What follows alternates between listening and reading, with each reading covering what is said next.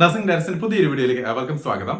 അങ്ങനെ LBSന്റെ മൂന്നാമത്തെ ഘട്ട അലോട്ട്മെന്റുകളാണ് ഇനി വരുന്ന ദിവസങ്ങളിൽ ഉണ്ടാവുക. അത് ഏകദേശം ഫസ്റ്റ് വീക്കിൽ തന്നെ, അതായത് സെപ്റ്റംബർ ഫസ്റ്റ് വീക്കിനോടൊപ്പം തന്നെ ഉണ്ടാവും എന്നുള്ളതാണ് നമുക്ക് മനസ്സിലാക്കാൻ കഴിയുന്ന ഒരു കാര്യം. അതുപോലെ തന്നെ സെപ്റ്റംബർ ആദ്യ ആഴ്ച തന്നെ കോളേജ് റിപ്പോർട്ടിംഗ് ഉണ്ടാവും എന്നുള്ളതും കൂടെ നമ്മൾ മനസ്സിലാക്കുക. അപ്പോൾ കോളേജ് റിപ്പോർട്ടിംഗ് സമയത്ത് എന്തൊക്കെ ഡോക്യുമെന്റ്സ് ആണ് നമ്മൾ ഇതിനോടൊപ്പം തന്നെ സബ്മിറ്റ് ചെയ്യേണ്ടതെന്നുള്ളത് നമ്മൾ മനസ്സിലാക്കേണ്ടതായിട്ടുണ്ട്. കാരണം വളരെ കുറച്ച് സമയങ്ങൾ മാത്രമായിരിക്കും നമ്മൾ കോളേജ് റിപ്പോർട്ടിങ്ങിന് വേണ്ടി ഇനി ഉണ്ടാവുക. LBSന്റെ മൂന്നാമത്തെ ഘട്ട അലോട്ട്മെന്റുകൾക്ക് കഴിഞ്ഞതിന് ശേഷം നമ്മൾ കോളേജിൽ ചെന്ന് റിപ്പോർട്ട് ചെയ്യേണ്ടതായിട്ടുണ്ട്. ആ വേളയിൽ നൽകേണ്ട സർട്ടിഫിക്കറ്റ് ഇവയാണ്: SSLC certificate, +2 mark list details, അതുപോലെ തന്നെ course completion certificate, migration certificate, TC and conduct certificate. ഇത് കൂടാതെ തന്നെ നമ്മൾ LBSലേക്ക് ആപ്ലിക്കേഷൻ കൊടുത്തതിന്റെ ആപ്ലിക്കേഷന്റെ പ്രിന്റ് ഔട്ട്, അതുപോലെ നമ്മൾ ഫീസ് അടച്ചതിന്റെ, നമ്മൾ ഈ ടോക്കൺ ഫീ അടയ്ക്കാറുണ്ട്. നമ്മൾ അഡ്മിഷൻ കിട്ടിക്കഴിഞ്ഞതിന് ശേഷം ടോക്കൺ ഫീ അടയ്ക്കും. അതിന്റെ ആ ഒരു റിസിപ്റ്റ് നിങ്ങൾ കയ്യിൽ കരുതേണ്ടതായിട്ടുണ്ട്. അപ്പോൾ സാധാരണ ജനറൽ കാറ്റഗറി വിഭാഗത്തിൽ OBC കാറ്റഗറിയിലും 25,000 രൂപയും, ഗവൺമെന്റ് തലത്തിലാണെങ്കിൽ 23,000 രൂപയുടെ അടുത്തും, അതുപോലെ തന്നെ OBH, അതുപോലെ തന്നെ SC ST മത്സ്യത്തൊഴിലാളികൾ മക്കൾ അങ്ങനെയുള്ളവർക്ക് 1000 രൂപയുമാണ് ടോക്കൺ ഫീ ആയിട്ട് നൽകേണ്ടതായിട്ട് വരും. അപ്പോൾ ടോക്കൺ ഫീ അടച്ചതിന്റെ റിസിപ്റ്റ്, ഇത് കൂടാതെ തന്നെ അലോട്ട്മെന്റ് മെമ്മോ. അപ്പോൾ നമ്മൾ ഒരു കാര്യം ശ്രദ്ധിക്കേണ്ടത്, മൂന്നാമത്തെ അലോട്ട്മെന്റ് കഴിഞ്ഞതിന് ശേഷം മാത്രമായിരിക്കും അലോട്ട്മെന്റ് മെമ്മോ നമുക്ക് ഇഷ്യൂ ചെയ്ത് കിട്ടുക. അപ്പോൾ ആ ഒരു ഡീറ്റെയിലും നമ്മൾ കയ്യിൽ കരുതേണ്ടതായിട്ടുണ്ട്. ഇത് കൂടാതെ തന്നെ നമ്മൾ സർട്ടിഫിക്കറ്റുകൾ സബ്മിറ്റ് ചെയ്യേണ്ടതായിട്ടുള്ളത്, റിസർവേഷൻസ് തെളിയിക്കുവാനുള്ള, നമ്മൾ ഏതെങ്കിലും കാറ്റഗറി റിസർവേഷൻസ് നൽകിയിട്ടുണ്ടെങ്കിൽ ആ റിസർവേഷൻ തെളിയിക്കുവാനുള്ള ബന്ധപ്പെട്ട സർട്ടിഫിക്കറ്റുകൾ നമ്മൾ നൽകേണ്ടതായിട്ടുണ്ട്.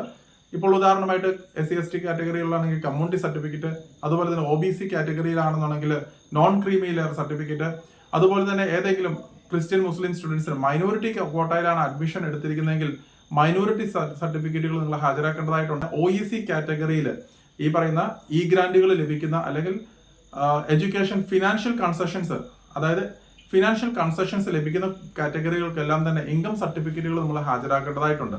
അപ്പൊ ഇത്രയും ഡീറ്റെയിൽസ് നമ്മൾ ഈ ഒരു വേളയിൽ നൽകേണ്ടതായിട്ടുണ്ട്.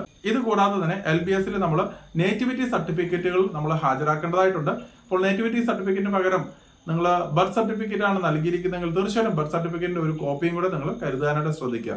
അപ്പോൾ സെൽഫ് അറ്റസ്റ്റഡ് ആയിട്ടുള്ള ബർത്ത് സർട്ടിഫിക്കറ്റിന്റെ കോപ്പി, ആധാറിന്റെ കോപ്പി, അതുപോലെ തന്നെ ഏതാനും ചില ഫോട്ടോഗ്രാഫ്സ്, നിങ്ങൾ passport size photos, stamp size photos, ഇവയെല്ലാം നമ്മൾ എടുക്കേണ്ടതായിട്ടുണ്ട്.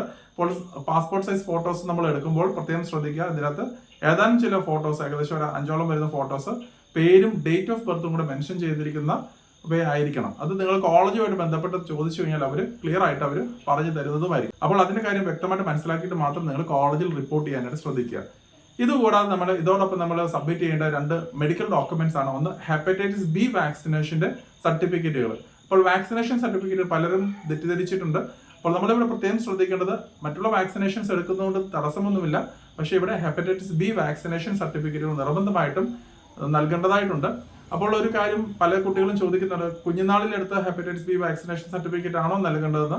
അങ്ങനെയല്ല, നമ്മളിപ്പോൾ ഈ ഒരു സമയത്ത് ബൂസ്റ്റർ എടുത്തിരിക്കുന്ന ഡോസിന്റെ ആ സർട്ടിഫിക്കറ്റുകളാണ് നമ്മൾ നൽകേണ്ടതായിട്ട് വരിക. അപ്പോൾ ബന്ധപ്പെട്ട ഏതെങ്കിലും ആശുപത്രികൾ, അത് ഗവൺമെന്റ് ആയിക്കോട്ടെ പ്രൈവറ്റ് ആയിക്കോട്ടെ, നിങ്ങൾ ഹോസ്പിറ്റൽസിൽ നിന്ന് നിങ്ങൾ ബന്ധപ്പെട്ട് ഈ പറയുന്ന പോലെ ഹെപ്പറ്റൈറ്റിസ് B വാക്സിനേഷൻ സർട്ടിഫിക്കറ്റുകൾ നിങ്ങൾ എടുക്കാവുന്നതാണ്. മിക്കവാറും വരുന്ന കോളേജുകളിലൊക്കെ ഒരു പക്ഷേ ഫസ്റ്റ് ഇയർ ജോയിനിങ് കഴിഞ്ഞതിന് ശേഷം എടുക്കാത്ത കുട്ടികളെല്ലാം ബൾക്കായിട്ട് അല്ലെങ്കിൽ കമ്പൈനായിട്ട് എല്ലാവരും അവരുടെ നേതൃത്വത്തിൽ തന്നെ, ആ കോളേജിന്റെ ഉത്തരവാദിത്തത്തിൽ തന്നെ എടുത്തു കൊടുക്കാറുമുണ്ട്. അപ്പോൾ ഈ ഹെപ്പറ്റൈറ്റിസിന്റെ ബൂസ്റ്റർ വാക്സിനേഷൻ എടുത്തതിന്റെ സർട്ടിഫിക്കറ്റുകളാണ് ഈ വാക്സിനേഷൻ സർട്ടിഫിക്കറ്റ് എന്ന് ഉദ്ദേശിക്കുന്നത്. ഇത് കൂടാതെ തന്നെ ഒരു ഫിസിക്കൽ ഫിറ്റ്നസ് ഫോം നമ്മൾ കംപ്ലീറ്റ് ചെയ്ത് നൽകേണ്ടതായിട്ടുണ്ട്. അപ്പോൾ അത് അടുത്തുള്ള ഗവൺമെന്റ് ഹോസ്പിറ്റലിൽ നിന്നുമാണ് ഈ ഫിസിക്കൽ ഫിറ്റ്നസ് ഫോം നമ്മൾ കംപ്ലീറ്റ് ചെയ്ത് നൽകേണ്ടതായിട്ട് വരിക. അപ്പോൾ അതിൻ്റെയൊക്കെ ഫോർമാറ്റ് കാര്യങ്ങളൊക്കെ LBSന്റെ പ്രോസ്പെക്ടസിന് ഏറ്റവും ബാക്കിലുള്ള ഏറ്റവും അവസാനത്തെ അനക്സ്റ്റേഴ്സിലൊക്കെ കൊടുത്തിട്ടുണ്ട്. അത് നിങ്ങൾക്ക് നോക്കി മനസ്സിലാക്കാൻ സാധിക്കുന്നതാണ്. അപ്പം ഇത്രയുമാണ് ഏകദേശം വരുന്ന ഡോക്യുമെന്റ്സ് എല്ലാം നമ്മൾ ഈ ഒരു വേളയിൽ നൽകേണ്ടതായിട്ട് വരിക. അപ്പോൾ ഒരു കാര്യം കൂടി നിങ്ങൾ പ്രത്യേകം ശ്രദ്ധിക്കേണ്ടത്, നമ്മൾ ഇപ്പോൾ ടോക്കൺ ഫീ അടച്ചു കഴിഞ്ഞാൽ ബാലൻസ് വരുന്ന ഫസ്റ്റ് ഇയറിലെ ട്യൂഷൻ ഫീസ് കാര്യങ്ങളും എല്ലാം നമ്മൾ ഈ പറഞ്ഞ കോളേജ് റിപ്പോർട്ടിംഗ് വേളയിൽ നൽകേണ്ടതായിട്ടുണ്ട്. അപ്പോൾ വളരെ കുറച്ച് സമയങ്ങൾ മാത്രമായിരിക്കും ഉണ്ടാവുക. ഫിനാൻഷ്യലി ബുദ്ധിമുട്ടുള്ള കുട്ടികളൊക്കെ ആ ഒരു പേയ്മെന്റ് ഒക്കെ അറേഞ്ച് ചെയ്യാനായിട്ട് ഈ ഒരു സമയം വിനിയോഗിക്കുക. അപ്പോൾ ഓൾറെഡി അലോട്ട്മെന്റ് കിട്ടിയ കുട്ടികൾക്ക് തീർച്ചയായിട്ടും നിങ്ങൾക്ക് ഒരു അഡ്മിഷൻ കൺഫേംഡ് ആണ്. അപ്പോൾ മുന്നോട്ട് മൂന്നാമത്തെ അലോട്ട്മെന്റ് വേറൊരു കോളേജ് മാറിയാലും അഥവാ വേറൊരു കോളേജ് ലഭിച്ചില്ല എന്നുണ്ടെങ്കിലും നിങ്ങൾക്കിപ്പോൾ നിലവിൽ ഒരു അഡ്മിഷൻ കൺഫേം ആയിട്ട് തന്നെ ലഭിക്കുന്നതായിരിക്കും. അപ്പോൾ LBS മുഖേന മുന്നോട്ട് പോകുന്ന കുട്ടികളാണെന്നുണ്ടെങ്കിൽ തീർച്ചയായിട്ടും നിങ്ങൾ ഈ മൂന്നാമത്തെ ഘട്ട അലോട്ട്മെന്റ് കഴിഞ്ഞതിന് ശേഷം കോളേജ് റിപ്പോർട്ടിംഗ് ടൈമിൽ ഈ ബന്ധപ്പെട്ട സർട്ടിഫിക്കറ്റുകളും ഫസ്റ്റ് ഇയറിലെ ബാക്കി വരുന്ന ഫീസുകളും നൽകി അഡ്മിഷൻ പ്രോസസ്സ് കംപ്ലീറ്റ് ചെയ്യേണ്ടതായിട്ടുണ്ട്. അപ്പോൾ ബാക്കി വരുന്ന അപ്ഡേറ്റ്സ് തീർച്ചയായിട്ടും അടുത്ത ദിവസങ്ങളുണ്ടാവും. മറ്റൊരു അപ്ഡേറ്റുമായി ഉടനെ കാണാം. നന്ദി.